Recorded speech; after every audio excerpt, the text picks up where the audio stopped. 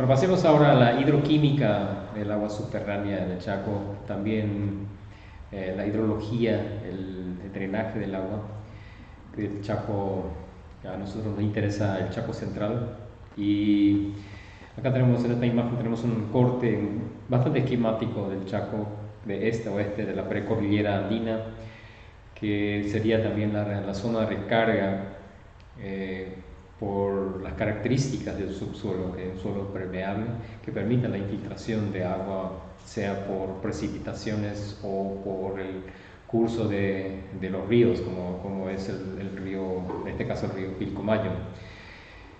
Y a medida que nos alejamos de la precordillera y nos acercamos al río, el flujo subterráneo cada vez es más limitado. Primero por la composición, o sea, las características físicas del subsuelo, este, de poseer más, el porcentaje de arcilla es superior y con eso la permeabilidad del subsuelo se reduce bastante.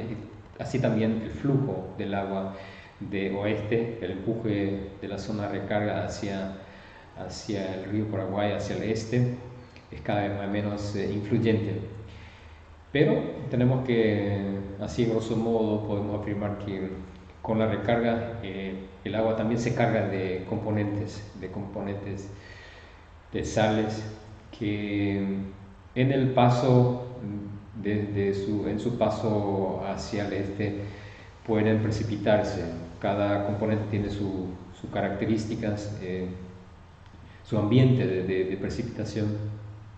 Normalmente, así de forma muy generalizada, podemos afirmar que cerca de la recarga, zona de recarga, que sería la precordillera andina hasta la zona de Infante Rivarola, la zona fronteriza con Bolivia, se puede considerar como zona de recarga.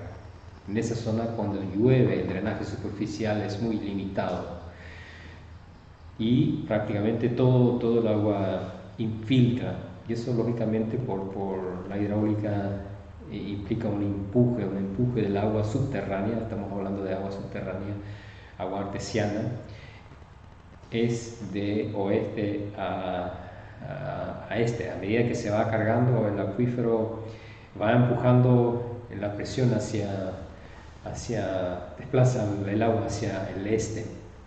En la zona de recarga suelen precipitarse carbonatos, o sea, voy a dividir las sales en los tres componentes principales, que son los carbonatos, los sulfatos y los cloruros.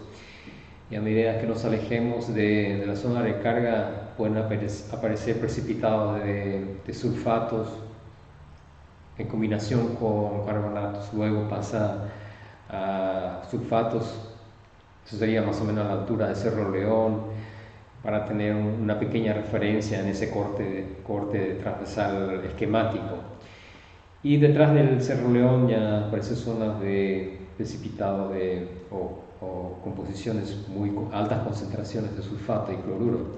Y cerca del río ya prácticamente el sulfato está ausente o en concentraciones muy bajas.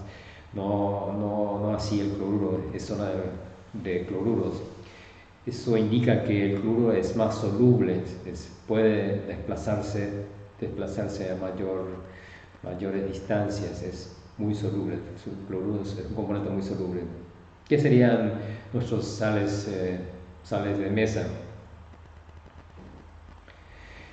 En este flujo de este a oeste, perdón, de oeste a este, pueden aparecer ciertas barreras. En el Chaco tenemos una barrera muy marcada, que es la serranía del Cerro León, con formaciones impermeables que evitan el paso del agua, y con eso evitan que el agua potable, agua de recarga, agua de lluvia, llegue más, se adentre más hacia el Chaco. En la sombra del Cerro León tenemos aguas muy saladas, prácticamente sin ese aporte de agua dulce del oeste. Aparecen solamente algunos acuíferos locales de infiltración. o en las formaciones de arenisca que aparecen en la zona de la base de Adrián Jara. En esa zona tenemos un acuífero local con recarga en el mismo sitio por las características del subsuelo, debe ser muy permeable. Bueno, pasemos a la parte de la química. Lo que en esta imagen se ve, se volcó toda la información existente documentada, que sería la base de datos de la desaparecida Dirección de Recursos Hídricos del Chaco, que forma parte del Ministerio de Defensa en su momento, luego pasó al Ministerio de Agricultura. Esa base de datos con la base de datos de privados de la empresa Geomeister, son todos datos de pozos artesianos en el Chaco Central, Chaco noroccidental. Son datos de pozos que se fueron encomendados, fueron hechos para los ganaderos de la zona. Y cada pozo tiene su análisis químico, si bien en la mayoría de los casos son análisis básicos, primero por la disponibilidad de laboratorios en el Chaco Central y también por cuestiones de costos. En esta imagen se puede observar de lo que se mencionó, que en la zona de recarga, en la zona de mayor flujo subterráneo, tenemos agua dulce con los colores celeste, turquesa, agua en transición, apta para el uso en la ganadería, serían los colores de verde, amarillo, y después los colores pardos ya son aguas muy saladas que no se puede aprovechar de forma directa. Había mencionado la zona de la base Adrián Jara, que son los puntos celestes en el noreste del Chaco, que es un acuífero local por infiltración directa de una formación de areniscas, pero es limitado en su extensión.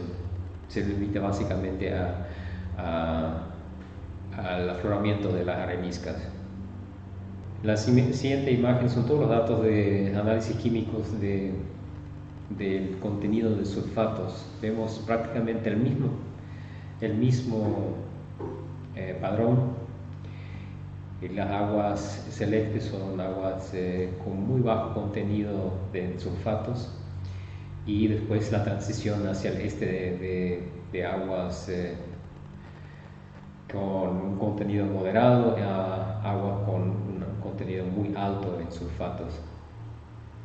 Tengo que mencionar que hacia el río se cuenta con muy pocos datos directos, porque en esa zona ya se descarta hacer pozos artesianos por la imposibilidad de producir agua apta para el uso. Por eso los datos son escasos, pero básicamente se puede ver bien la tendencia.